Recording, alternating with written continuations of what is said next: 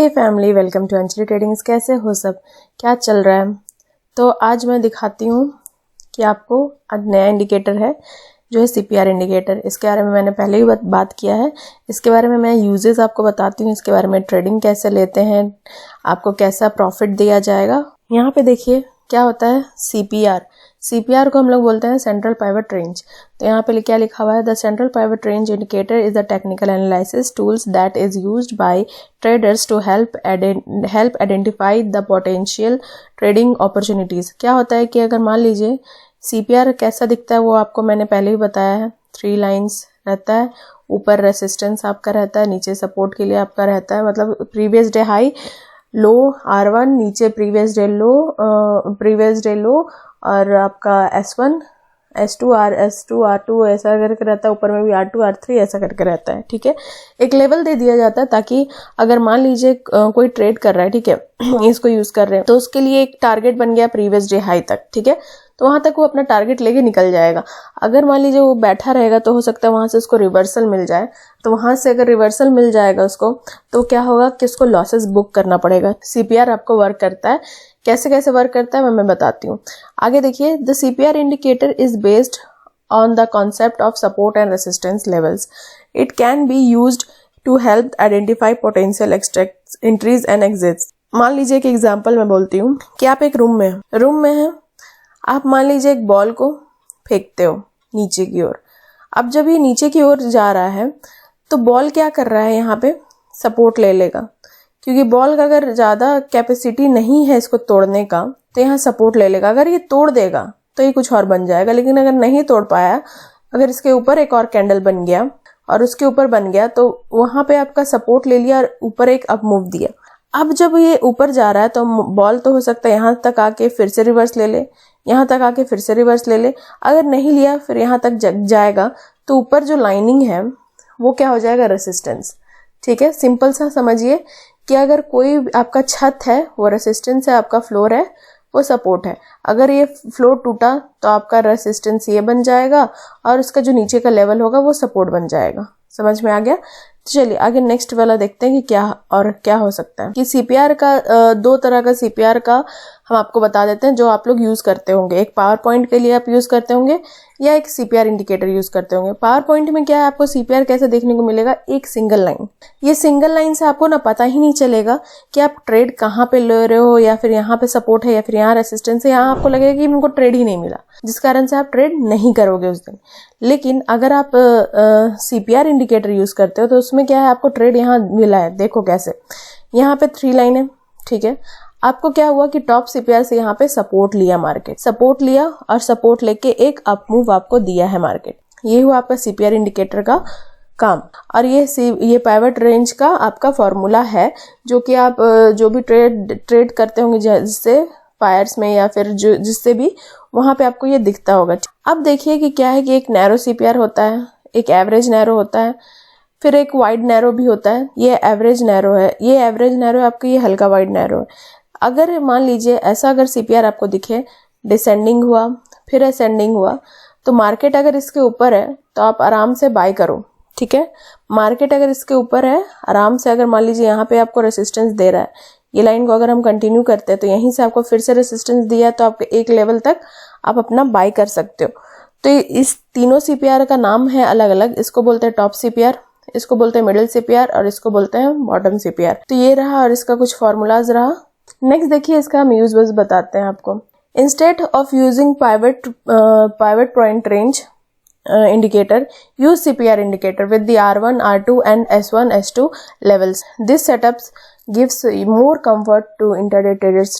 अब क्या होता है कि अगर मान लीजिए आपको केवल CPR देखना है, आपको ऊपर का रेसिस्टेंस सपोर्ट नहीं देखना है, R1, S1, S2 वगैरह नहीं देखना है, तो आप वहां से सेटिंग्स में जाके अपना R1, R2 और S1, S2 बंद कर दीजिए, जितना लेवल से उसको बंद कर दीजिए, और आप केवल सीपीआर भी रखोगे तो आपको वहां से भी आपको बहुत सारा मूव मिल सकता है।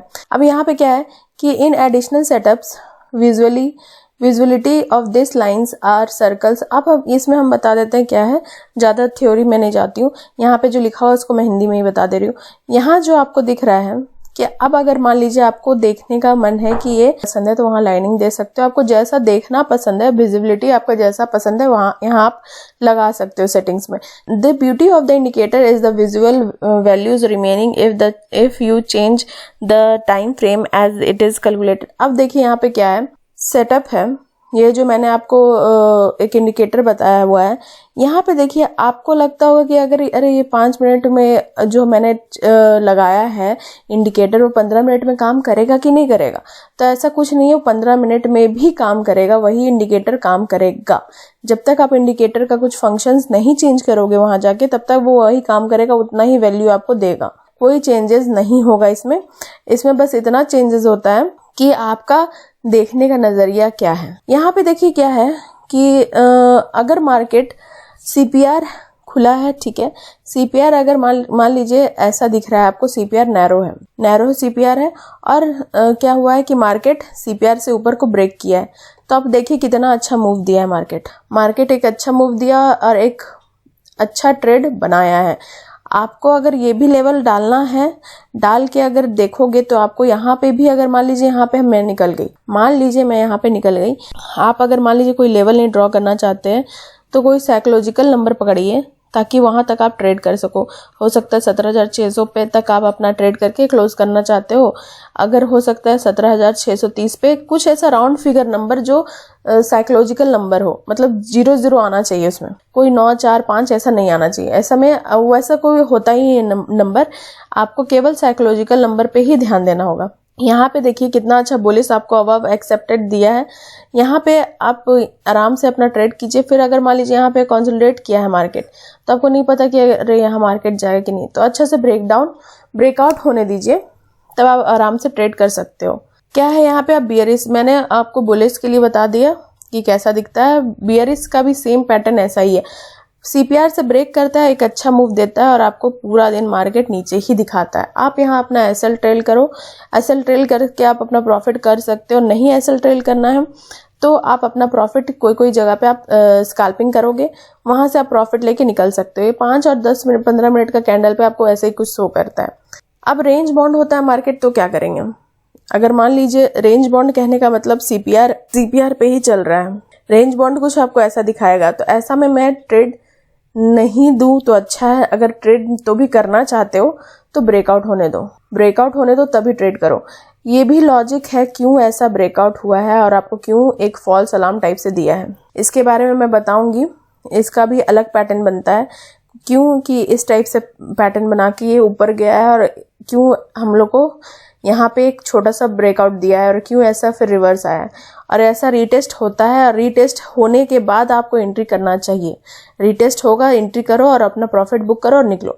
आपको अगर दिन में अगर मान लीजिए 50 पॉइंट भी आपको मिल रहा है या 20 पॉइंट भी मिल रहा है, 30 पॉइंट 20 पॉइंट मिल रहा है, तो आप लेके निकलो, क्यों ओवर ट्रेड करना है। अब यहाँ पे आपको एक मैं टास्क देना चाहती हूँ कि मार्केट अगर मान लीजिए क्या हो रहा है, market displace this behaviour above, below या फिर उसके अंदर, जैसे मान लीजिए रेंज बॉन्ड करता है, तो आपको अपना चार्ट पे प्रीवियस डे का चार्ट पे देखना है। बैक टेस्ट कीजिए, मुझे बताइए कि आपको सीपीआर पे कितना ट्रेड मिला, ठीक है, सीपीआर पे आपको कितना एसएल मिला, सीपीआर से आप कितना बार ट्रेड किए हो और कहाँ कहाँ पे आप लॉसेस किए हो, ये आप मुझे बताइए। ये आपका एक होमवर्क ले लो या फिर एक आपका एक टास्क ले लो, ठीक है। ये करके मुझे आप बताना कि अगर सीपीआर मान लो नैरो है, सीपीआर नैरो है और हर सीपीआर का नैरो ट्रेंडिंग नहीं होता है, ये मैं बहुत बार बता चुकी हूँ। क्यों? क्योंकि उसके पीछे भी लॉजिक है। अगर हर सीपीआर नैरो मिलेगा तो आपको ऐसा टाइप से अगर दिखेगा तो ऐसा मत घुसो, क्योंकि हो सकता है वो जाए और फटाक से रिवर्स दे दे आपको, और जिस कारण से आपको लॉस बुक करना पड़े। तो ऐसा करना नहीं है। अपन को क्या करना है, ट्रेंडिंग मार्केट है, लेकिन अगर आपका सीपीआर नैरो है, एक तो सीपीआर खुला है डिसेंडिंग, ठीक है, नैरो सीपीआर है। अब यहाँ देखो, ये जो सीपीआर है यहाँ से क्या लिया है, ये सपोर्ट लिया है। कैसे? यहाँ देखो, अगले दिन का हमेशा चार्ट आपको बहुत कुछ दिखाता है प्रेजेंट डे का चार्ट पे, और हमेशा चार्ट इधर से देखना चालू करो, ना कि इधर से। इधर से इन द सेंस कि यहाँ से जैसे मान लो कैंडल स्टार्ट हो रहा है तो ये कैंडल सब पक देखो ना कि अरे ये इधर का क्या हो गया था, इधर का कैंडल क्या हो रहा है, इधर का हमको अभी मतलब ही नहीं है, हमको इधर का पता है। हम अगर चार्ट इधर का देख रहे हैं तो हमको चार्ट इधर का जानना पड़ेगा कि चार्ट मेरा इस साइड से कैसे आ रहा है, ठीक है, इस साइड से कैसे आ रहा है। अगर मेरा कैंडल डोजी बन रहा है तो कैसे ब्रेकआउट देगा, अगर मेरा कैंडल शूटिंग स्टार बन रहा है तो कैसे देगा। तो यहाँ पे भी देखो ये सपोर्ट का काम करके आपको मार्केट वन साइड का मूव दिया है। ट्रेंडिंग इसीलिए हुआ था मार्केट क्योंकि ये जो कल का हम लोग का सीपीआर है वहां से ब्रेकआउट दिया और वहां से ट्रेंडिंग पूरा अच्छा लिया मार्केट। लेकिन जो नैरो सीपीआर है वहां फिर से क्या हो गया, वर्जिन सीपीआर बन गया नेक्स्ट डे के लिए, क्योंकि यहाँ पे कोई कैंडल टच ही नहीं हुआ। मार्केट है व्हाइट सीपीआर और यहाँ पे अगर व्हाइट सीपीआर है तो रेंज बाउंड बनेगा। तो हम लोग को क्या करना है कि मान लीजिए सीपीआर के पास खुला मार्केट तो फटाक से यहाँ मत घुस जाना, क्योंकि हो सकता है ये जो मिडिल सीपीआर है वहां से रिटेस्ट करके नीचे आए। आपको अब भी दिख रहा है चार्ट कि यहाँ से आपको ऊपर जाता हुआ, लेकिन आपको जब लाइव ट्रेड करोगे ना तो आपको पता चलेगा कि अगर यहाँ से रिवर्स लिया मार्केट, जब तक यहाँ पे ऊपर क्लोज ना करे 5 मिनट का कैंडल, तब तक ऊपर के लिए सोचो ही मत, नहीं तो वेट करो तीनों सीपीआर का ब्रेकआउट पे। और जो कि हुआ आपको प्रॉफिट देके गया। रेंज बॉन्ड भी आपको अगर अच्छा प्रॉफिट देके जा रहा है तो आप लो, वो भी स्काल्पिंग करके।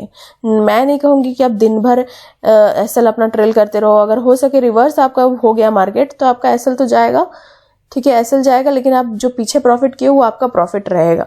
लेकिन आप एसएल ट्रेल करोगे तो आप हो सकता है प्रीमियम डीके भी बहुत जगह देखने को मिले। तो ये था व्हाइट सीपीआर का रेंज बॉन्ड कि आपको व्हाइट सीपीआर रहेगा तो कैसे रेंज बॉन्ड दिखेगा।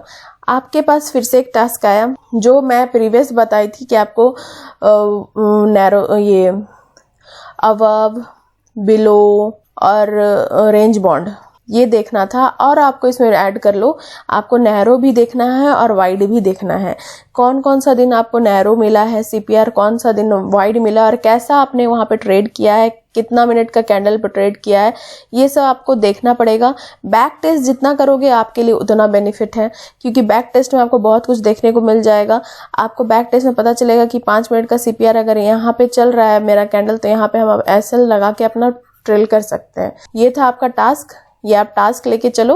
और मुझे पता है कि मेरी फैमिली जरूर ये टास्क कंप्लीट करके मुझे कमेंट में बताएगी या फिर मेरा टेलीग्राम पे मैसेज करके मुझे बताएगी कि मैंने ये कंप्लीट किया है, मैंने ऐसा प्रॉफिट किया है, मैंने ऐसा अर्न किया है। अब यहाँ पे क्या है, whenever you should take a trade, carefully observe the R1, R2, S1, S2. You can see the levels of support and resistance. आप जब भी ट्रेड करो, जब भी आप आराम से लेवल प्रीवियस डे हाई भी रखो, R1, R2, S2, और प्रीवियस डे हाई मैं इसलिए बोल रही हूँ यहाँ पे आपका हाई लगेगा। यहाँ पे अगर हाई लग रहा है तो देखो कितना अच्छा से आपको सपोर्ट और रेसिस्टेंस तो देता ही है ये मार्केट, लेकिन और आपको इससे बहुत सारा प्रॉफिट भी होता है। देखो कैसे, यहाँ पे देखो सीपीआर क्या किया, इसको सपोर्ट दिया है, सपोर्ट देने के बाद मार्केट एक आपको अच्छा सा स्कैल्पिंग दिया। एक स्कैल्पिंग भी अगर आप नहीं चाहते कि हम ट्रेल करते रहें तो ट्रेल भी आप कर सकते हो, बस यहाँ आपका ऊपर है कि आप कितना अपना कैपेसिटी रखते हो प्रॉफिट करने के लिए और लॉसेस करने के लिए। लॉसेस अगर आपका कम है तो आपको मार्केट से कोई नहीं हटा सकता है। लॉसेस आप अपना मिनिमम अपना देख लीजिए। अगर मान लीजिए 10 के कोई लाता है, ठीक है, 10 के इस मार्केट में आपको इंट्रोड्यूस कर रहा है अपने आप को, और वो लॉसेस में है, पूरा 10 के उड़ा दिया। क्यों उड़ाया? ओवर ट्रेड करके। रीजन था क्या? उसका गलत पोजीशन ट्रेड था। अगर मान लीजिए वो एंट्री, जैसे मैं यहाँ बताती हूँ, ये एंट्री अगर मान लीजिए यहाँ करना स्टार्ट करता तो इसका तो ओवर ट्रेड होना ही है। वो एक पोजीशन देख ही नहीं रहा है कि मेरा ट्रेड कहाँ पे आखिर में यूज होगा, तो ये सपोर्ट और रेसिस्टेंस देख ही नहीं रहा है। मार्केट जुआ नहीं है, यहाँ पे पढ़े लिख के ही आपको मिलेगा कुछ ना कुछ, नहीं तो आप हमेशा भटकते रहोगे इधर से उधर, फिर कुछ नहीं जाने वाला है। फिर कुछ आपको पता नहीं चलेगा कि मेरा सपोर्ट कहाँ पे था, रेसिस्टेंस कहाँ पे था, मैंने क्या गलती किया। तो इसीलिए आपको मार्केट खत्म होने के बाद हमेशा एक बैक टेस्ट तो जरूर करना चाहिए। बहुत टाइम रहता है पढ़ने के लिए, तो आप पढ़ सकते हो। फैमिली मेन चीज यहाँ पे मैंने यहाँ बात करने के लिए यहाँ पे रुकी हूँ। Thank you. ये था मेरा प्रेजेंटेशन, जितना मैंने बताया सीपीआर के बारे में। अब यहाँ पे क्या हो रहा है कि 1 मार्च से मेरा कोर्स स्टार्ट हो रहा है। 1 मार्च से कोर्स स्टार्ट हो रहा है। जिसको ज्वाइन करना है उसका फी है 1999 ही आपका फी है पूरा कंप्लीट है और इस मैं गारंटी देती हूँ इस कोर्स को करने के बाद आपको लॉसेस ना के बराबर ही रहेगा, क्योंकि लॉसेस होगा भी तो कहाँ होगा मैं वो भी बता देती हूँ।